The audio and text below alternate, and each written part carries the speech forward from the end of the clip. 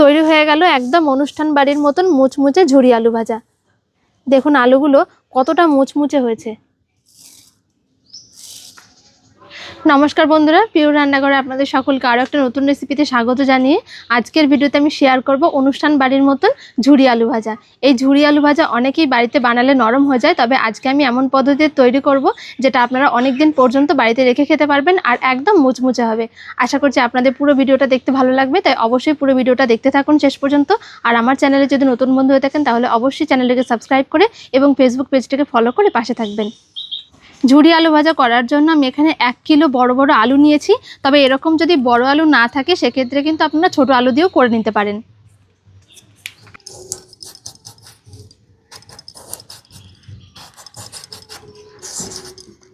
আলুর খোসাগুলো একটু পরিষ্কার করে ছাড়াতে হবে, তাহলে আলুগুলোর যখন ভাজবো গায়ে গায়ে কালো কালো ছোপ পড়বে না। দেখুন একদম পরিষ্কার করে ছাড়িয়ে নিয়েছি, আর ছাড়িয়ে সঙ্গে সঙ্গে জলে দিয়ে দেবো।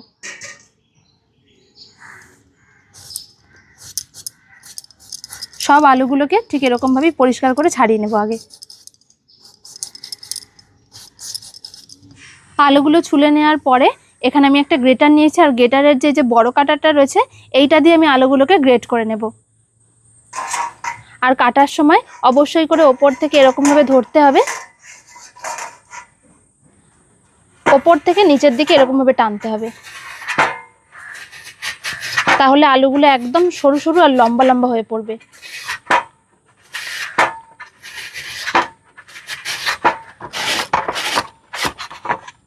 এই দেখুন কিরকম লম্বা লম্বা হয়ে পড়ছে, এতে করে শেপটা খুব সুন্দর হবে।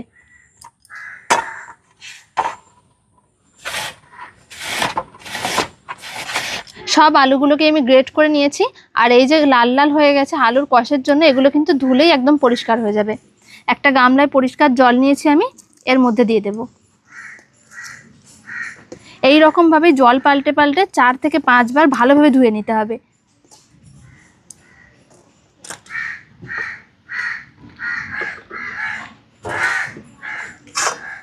আলুগুলোকে 4-5 বার খুব ভালোভাবে জলে ধুয়ে নিয়েছি, আর এখন দেখুন একদম পুরো সাদা ধপধপে হয়ে গেছে।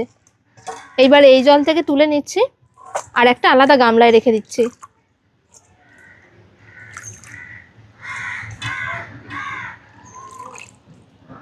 সব আলুগুলো তুলে নিয়েছি, এবার এই আলুর মধ্যে দিয়ে দেবো ঠান্ডা জল। এখানে আমি ফ্রিজের ঠান্ডা জল ব্যবহার করছি, ঠান্ডা জলের বদলে বরফও দিতে পারেন।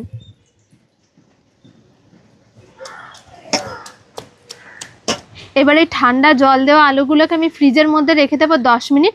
যদি ফ্রিজে না রাখতে চান, এইভাবে রাখতে চান তাহলেও কিন্তু হবে, তবে ফ্রিজে রেখে দিলে আলুগুলো আরও একটু শক্ত হবে, তাতে করে যখন ভাজবো সেই সময় আরও বেশি মুচমুচে হবে।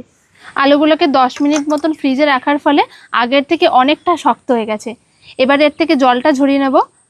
ঠিক এরকমভাবে 2 হাতে করে চেপে চেপে ভালোভাবে জলটা ঝরিয়ে নিতে হবে।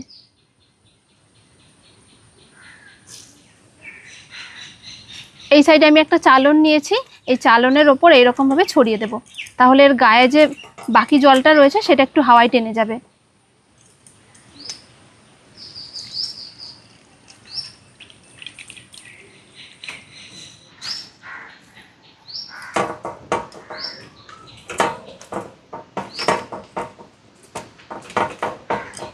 আলুগুলোকে সব জল ঝরিয়ে নিয়েছি, তবে এগুলো কিন্তু আলাদা করে রোদে কিংবা পাখার হাওয়ায় রেখে শুকানোর দরকার নেই, এরকমভাবে একটু হালকা চাড়িয়ে রাখলেই হবে।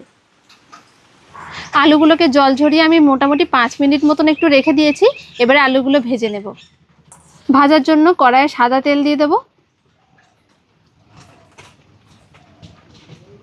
তেলটাকে খুব ভালো করে গরম করে নিয়েছি, এবারে আলুগুলো দিয়ে দেব।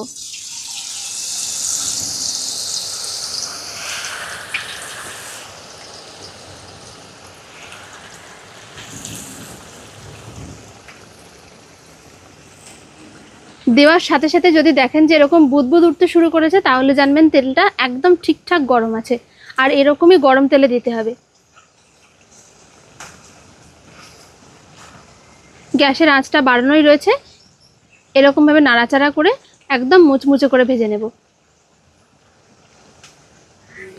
আলুগুলো দেখুন প্রায় ভাজা হয়ে এসেছে, তবে যখন একদম পুরোপুরি ভাজা হয়ে যাবে এই যে বুদবুদ উঠছে এইগুলো আর থাকবে না। হালকা লাল লাল করে ভেজে নিয়েছি।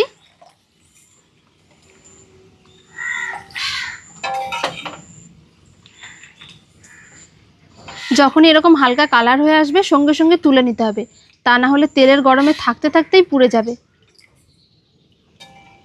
সুন্দর করে ভাজা হয়ে গেছে, একটা জায়গায় তুলে রাখছি। তেলটা একই রকম গরম রয়েছে, আবারও কিছুটা আলু দিয়ে দিচ্ছি।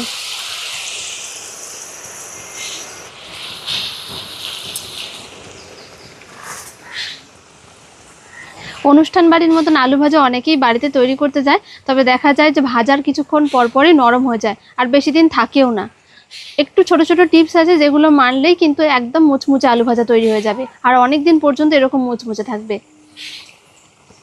দ্বিতীয় ব্যাচের আলুগুলো সুন্দর করে ভেজে নিয়েছি। আলুগুলোকে আমার সব ভেজে নেওয়া হয়ে গেছে। এর সাথে আমি কিছুটা নারকেল নিয়েছি আর চিনে বাদাম নিয়েছি, এগুলোকেও ভেজে নেব। চাইলে কিন্তু এর সাথে সাথে আপনারা কাজু বাদাম, কিশমিশ এগুলোও দিতে পারেন, যার যেরকম পছন্দ। প্রথমে নারকেলগুলো দিয়ে দিচ্ছি।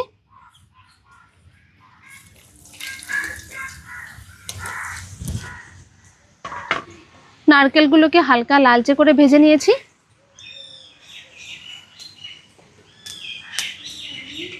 এবারে দিয়ে দিচ্ছি বাদামগুলো। চিনে বাদাম কিন্তু খুব বেশি ভাজলে তেতো হয়ে যায়, যেই একটু লাল হয়ে আসবে তখনই তুলে নিতে হবে। বাদামগুলোকেও সব লালচে লালচে করে ভেজে নিয়েছি, এবারে তুলে নেব।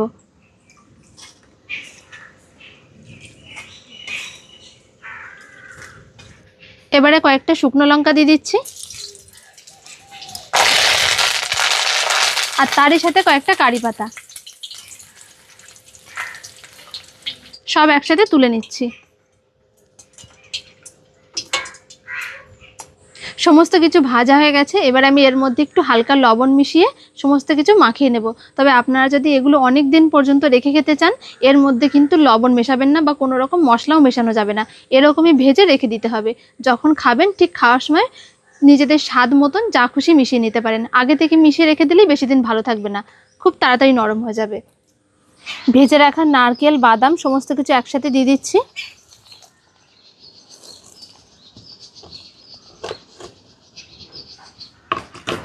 সামান্য একটু বিট লবণ মিশিয়ে দেব। চাইলে একটু হালকা গোলমরিচের গুঁড়োও দিতে পারেন। এবারে সমস্ত কিছু ভালো করে এরকমভাবে একটু মিশিয়ে নেব।